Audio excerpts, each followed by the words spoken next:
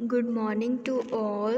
Today we are going to discuss about the consumer buying process. Students, कल हमने किया था कि बाइंग प्रोसेस की टाइप्स कौन कौन सी होती हैं। आज हम करेंगे कि उसका प्रोसेस कैसा होता है, स्टेप बाय स्टेप कौन सी चीज़ को कैसे रिकॉग्नाइज करता है, कैसे सर्च करता है, कैसे इवेलुएट करता है, देन उसका क्या लास्ट में डिसीजन होता है, फिर then post purchase decision. Five steps हैं किसके, एक कंज्यूमर के प्रोडक्ट को ख़रीदने के लिए। कौन कौन सी है? First of all, recognition of need, information search, evaluation of alternatives, purchase decision and post purchase evaluation. Now explain the one by one. अब बायर डिसीजन प्रोसेस होता है वन बाय वन। ऐसे आप अपने MST फाइनल एग्ज़ाम में flow chart कर सकते हो, बना सकते हो। जैसे ही आपको विजिबल ही होगा, नीड फर्स्ट ऑफ ऑल पहला आता है need recognition, information search, evaluation of alternatives, purchase decision, post purchase behaviour. Next first one is need recognition. अब एक कस्टमर को वो क्यों खरीदना चाहता है, क्या ज़रूरत है उसको खरीदने की प्रोडक्ट को, या कोई प्रॉब्लम है उसके अकॉर्डिंग वो चीज़ को खरीदना चाहता है, या वो जो चीज़ है वो एक्सटर्नल भी हो सकती है और इंटरनल वे में भी हो सकती है। कहते for the decision process to begin a potential buyer must first recognise a problem और नीड। जो भी उसको कोई चीज़ खरीदने की ज़रूरत है या प्रॉब्लम कोई आ गई है, उसके अकॉर्डिंग उसे चीज़ खरीदनी पड़ रही है, वो एज ए इंटरनल भी हो सकती है, एज ए इंटरनल भी हो सकती है। जैसे लेट्स सपोज आपको भूख लगी है। अब आपको कोई ये बता तो नहीं रहा ना कि आपको भूख लगी है आप ये चीज़ खा लो।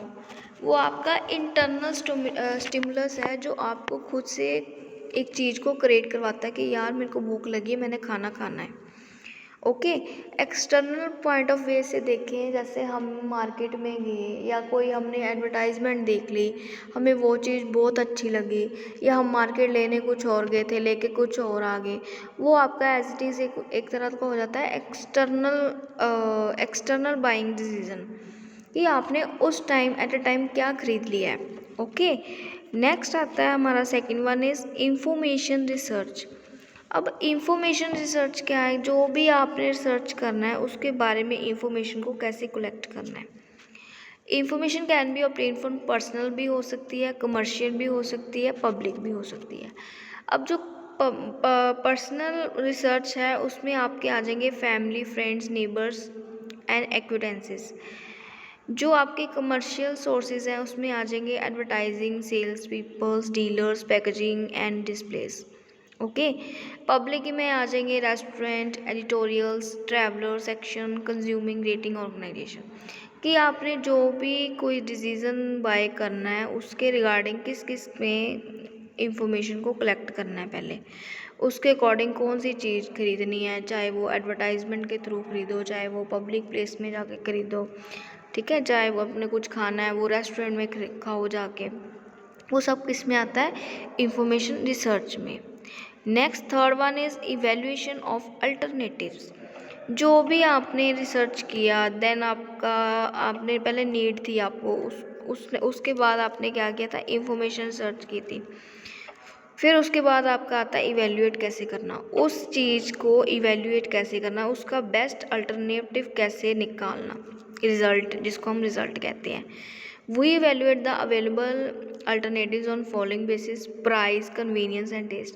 अब जैसे कोई भी चीज़ आपका मन करा खाने का, आपने एक एट अ टाइम मैंने जाना है, मैंने खानी है, किसी भी रेस्टोरेंट में जा खाओ, चाहे आपकी जैसे आपका दिल करे, बट वो एक्चुअल में इवेल्यूएट आपका रिजल्ट कैसा, आपका टेस्ट कैसा, आपका कन्वीनियंस कैसी है, वो प्राइस कहाँ डिपेंड करता है, फिक्स प्राइस है, रीजनेबल प्राइस है, customer rank attribute and from purchase intention. आपके इंटेंशन से पता चलता है कि एक्चुअल में आप क्या खरीदना चाहते हो, आप किस रैंक तक बिलोंग करते हो, ठीक है।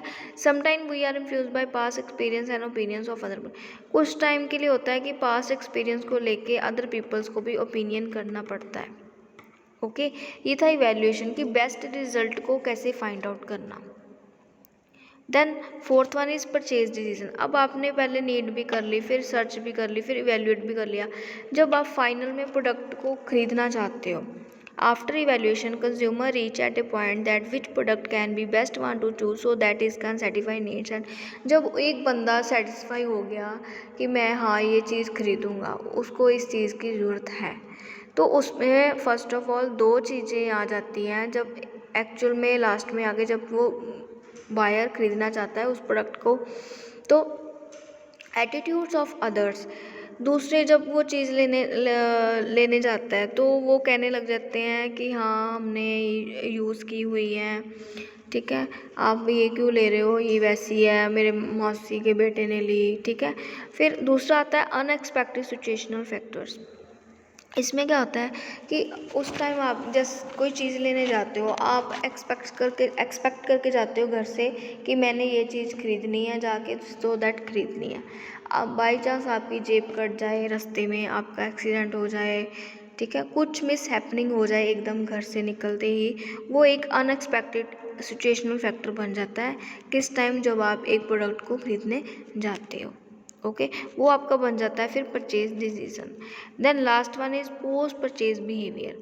पोस्ट परचेज बिहेवियर में क्या आएगा, the smaller the gap between customer expectations and perceive performance the greater the customer satisfaction. कि जो भी आपने कस्टमर और स्मॉलर कस्टमर में गैप बिटवीन किया था, एक्सपेक्ट किया था, उनकी परफॉर्मेंस कैसी है, वो उस प्रोडक्ट को लेके सेटिस्फाई हैं या नहीं है। ले लिया है तो कह रहे चलो कोई बात नहीं ले लिया, वो उसके नीड्स एंड डिज़ायर को लेके मैटर करता है, ना कि उसको सिर्फ प्रोडक्ट दे दिया तो वो चीज़ यूज़ कर लेगा, दैट्स इट, ठीक है। जब वो पूरी तरह सेटिस्फेक्शन नहीं होगा तो आप पोस्ट परचेज बिहेवियर का भी कोई फ़ायदा नहीं है। नेक्स्ट ये थे आपके 5 बेटा buying decision making. Then fourth अगला नेक्स्ट स्टेप आता है आपका factor influencing customer behaviour.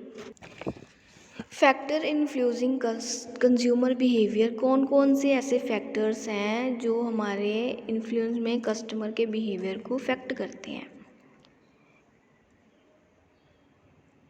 First of all पहले हम कंज्यूमर बिहेवियर का मीनिंग कर लें। Consumer behaviour refers to all the processes related to what, why, how, when, from whom consumer purchase and pay for a product and how they consume dispose of it in order to meet their needs.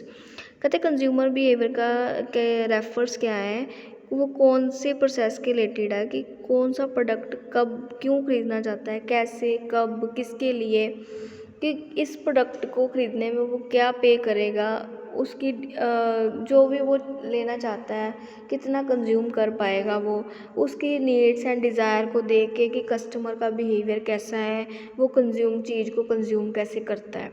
Okay, then एक definitions कर लेना बेटा, definitions by Philip Kotler की, ठीक है।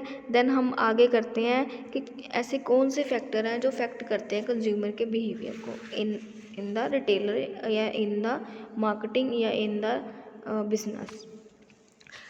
Basically हमारे syllabus में ऐसे बहुत से फैक्टर्स हैं कि जो अफेक्ट करते हैं कंज्यूमर के बिहेवियर को, बट हमारे सिलेबस में सिर्फ सोशल फैक्टर्स इन्फ्लुएंसिंग है जो एक बाइंग की डिसीजन के रिटेलिंग में अफेक्ट करते हैं। कुछ सम पॉइंट्स हैं सोशल फैक्टर्स के, जैसे reference group, small group of people such as colleagues at work place, friends etcetera influence value and choice of other members, expose them to new lifestyle and create pressure to choose certain product, example mobile। Let's suppose जैसे आप एक job में जाते हो, वहाँ काम करते हो, आपके फ्रेंड सर्कल बन जाता है, वहाँ पे ग्रुपिज़म हो जाती है। वो कहते हैं कि अगर आप हमारा जैसे कहते हैं लाइफस्टाइल चेंज होना एक जॉब के रिगार्डिंग या एक बिज़नेस के रिगार्डिंग, अगर वो लेट्स सपोज वो फ्रेंड्स आपके वो फ़ोन यूज़ कर रहे हैं, आपका भी ऑब्वियसली मन होगा कि यार मैं भी ये फ़ोन यूज़ करूँगा या मेरा मन है, ठीक है। एक रेफरेंस ग्रुप में कैसे फैक्टर है जो इन्फ्लुएंस करते हैं आपके लाइफस्टाइल में अफेक्ट को, ठीक है। जैसे कोई आपका फ्रेंड है, आपका आईफोन 11 आईफोन यूज़ कर रहा है, ठीक है, तो दूसरा जो आपका फ़ोन है वो लेट्स सपोज कोई सैमसंग, ओप्पो, वीवो वटेवर कुछ भी हो, बट जो एक्चुअल में आपका मन है जो कि यार मेरे फ्रेंड के पास भी वो वाला फ़ोन है, मैं भी वो वाला फ़ोन यूज़ करूँगा, ठीक है। ये होता है कि रेफरेंस ग्रुप में आपको ऑलरेडी आपके मन में ये चीज़ें आ जाती हैं कि यार वो बंदा ये यूज़ कर रहा है, ये क्वालिटी की ये क्लोज ब्रांड डाल रहा है, तो मैं भी आगे से ब्रांड के क्लोज डालना शुरू करूँ। ऑटोमेटिकली ये रेफरेंस ग्रुप में ये सिचुएशन क्रिएट होनी शुरू हो जाती है। ये आपका आता है सोशल फैक्टर में। अब फैमिली फैक्टर का कैसे, family members influence buying decision, parent influence decision of children. However nowadays children are well inform about product and services through social media and therefore they influence the buying decision of parent. कहते हैं family का क्या role है factor social factor में, कि एक बच्चे का उनका पालन पोषण करना, उनको चीज़ें लेके देना। हाँ, मम्मा को बोलो, पापा को बोलो, यार पापा मेरे को ये चीज़ चाहिए तो चाहिए, कि आप इन्फ्लुएंस करते हो अपने पेरेंट्स को उस चीज़ के लिए जिसकी आपको रिक्वायरमेंट हो, जिसकी आपको नीड हो, ठीक है। फिर वो पेरेंट्स एकदम से सब कुछ ले भी देते हैं, कि फैमिली का बहुत इंपॉर्टेंट रोल है किसमें, सोशल फैक्टर में। They can affect the buying decision in detailing. Okay, next third one is role and status, कि जहाँ पे आप काम कर रहे हो, जहाँ पे भी आप घर सोशल फैक्टर या सोसाइटी में हो, उसमें आपका क्या रोल है, क्या आपका स्टेटस है। पर कहते हैं person perform certain roles in a particular group in the organisation. Example, person may perform the role of senior executive in a firm and therefore enjoy higher status. People may purchase a product the conform to their status, especially in the case of branded cloth, car, shoes etcetera. कहते हैं एक role and status कैसे पता चलता है, कि किसी के पास कोई ब्रांडेड चीज़ अवेलेबल हो, वो ब्रांडेड के क्लोथ्स डालता हो, ब्रांडेड वाली कार है, BMW है, ऑडी है, ठीक है, शूज़ ब्रांडेड डालता है, वो उसके स्टेटस से ही पता चल जाता है वो कहाँ तक उसका स्टेटस बिलोंग करता है। थैंक यू सो मच बच्चे, आज का आपका ये टॉपिक था कि बाइंग प्रोसेस 1 बाय 1 कैसे होता है इन रिटेलिंग में, और सोशल फैक्टर कैसे इन्फ्लुएंस करते हैं एक रिटेलिंग में बाइंग की डिसीजन को फाइंड आउट करने में। Thank you so much.